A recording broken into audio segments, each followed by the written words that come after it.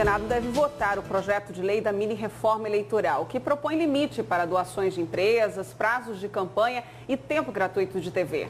E para falar sobre esse assunto, a gente conversa ao vivo aqui no Jornal do Meio-Dia com o advogado José Luiz Blazac, que foi juiz membro do Tribunal Regional Eleitoral. Boa tarde. Boa tarde. Boa tarde. Boa tarde. E, novamente, esta mini-reforma eleitoral atende muito mais o interesse dos políticos do que o interesse do eleitor. O senhor concorda? Perfeitamente. As reformas eleitorais que nós vimos acontecer nos últimos 7 anos no nosso país, elas são reformas que não atendem na totalidade a necessidade de uma revisão no sistema eleitoral, nas garantias do eleitor para realmente fazer valer a sua vontade nas urnas, as políticas que estão sendo trazidas, as discussões dos partidos e da população se distanciam muito da realidade da necessidade, mas se concentra em regras. E novamente estamos com uma mini-reforma, quando nós deveríamos estar pensando numa reforma, e uma reforma que todos esperam que fosse de fato definitiva. E vemos novamente paliativos e com um agravante, sempre em vésperas de eleições municipais. O laboratório da lei eleitoral é o município, infelizmente. E estamos novamente aí, prestes a chegar a outubro, que tem que, com um ano antes da eleição, ter essas regras em definitivo. E estamos ainda em discussão no Congresso Nacional. Como ex-membro do Tribunal Regional Eleitoral, o senhor defende uma mudança também na composição das cortes eleitorais. Como que seria essa mudança, essa alteração?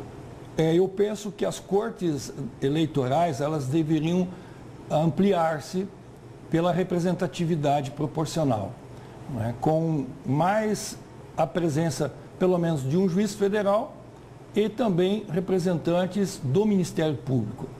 Hoje nós temos uma representatividade do Tribunal de Justiça por meio dos desembargadores e dos juízes togados estaduais. São 2 desembargadores, 2 juízes estaduais e 2 advogados pela Ordem dos Advogados do Brasil e um juiz federal. Acho que essa ampliação para a participação do Ministério Público na cadeira de decisão e mais um membro da Justiça Federal daria uma paridade nas decisões, principalmente porque estamos vendo as eleições sendo judicializadas. Cada ano, cada eleição, os processos se arrastam até os tribunais para decisões finais, até de cassação de mandato. Então, já não temos mais uma justiça eleitoral, a antiga, quando tinha centenas de processos. Não, hoje nós já temos milhares de processos. Operação Ararate, aqui em Mato Grosso, escândalo da Lava Jato no país. Resumindo tudo isso, é o seguinte: a corrupção no poder público começa na campanha eleitoral. E é o que tudo indica, isso novamente não vai ser corrigido. Eles vão deixar lá uma válvula de escape para continuar fazendo o que sempre fizeram.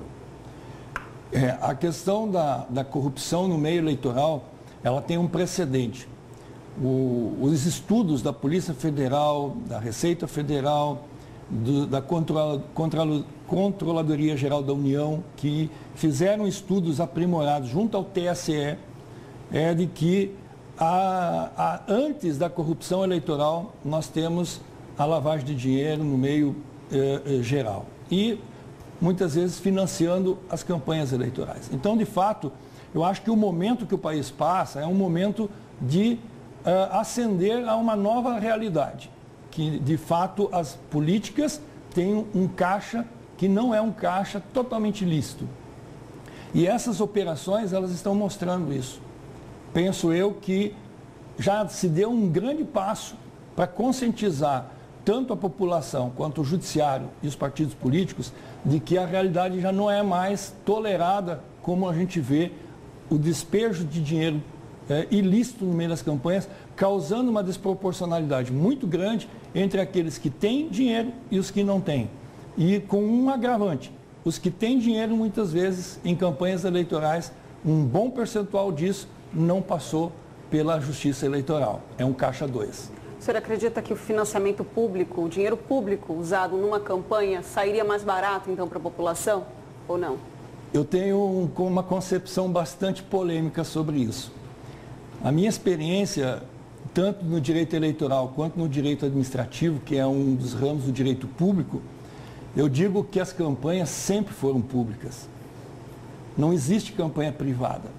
Eu nunca vi alguém chegar de bom grado, tirar 1.000, 2.000, 5.000, 10.000, 100.000, 1 milhão de reais do seu bolso ou do caixa da sua empresa, totalmente privado, e dizer, isso é para campanha. Muitas vezes acontece, é um adiantamento do dinheiro para as campanhas. Se a gente fizer uma pesquisa das empresas investigadas pelo Tribunal Superior Eleitoral ou pelas operações, elas passaram por onde? Pelas campanhas eleitorais e ganharam licitações. As licitações são o grande coração dos financiamentos de campanha. Ou seja, a empreiteira vai lá no poder público, ganha a licitação, já sabendo que ela vai ter que doar 20%, 30%, 40% para aquele gestor para a próxima campanha eleitoral. Ou seja, a empreiteira ganha a licitação já sabendo que vai ter o pichuleco. Ou pode ser que seja para pagar a campanha que passou. Ok. Esse é o quadro que nós estamos vendo dentro da análise das operações no Brasil inteiro. E que é difícil mudar. E que é difícil mudar se não tiver realmente uma conscientização muito forte da sociedade, do Ministério Público, dos órgãos de fiscalização, da Polícia Federal, Polícia Civil, enfim, aquilo que fiscaliza a eleição. A minha experiência dentro da Justiça Eleitoral, ela me deu um ensinamento. Só existe um caminho na minha concepção: fiscalização.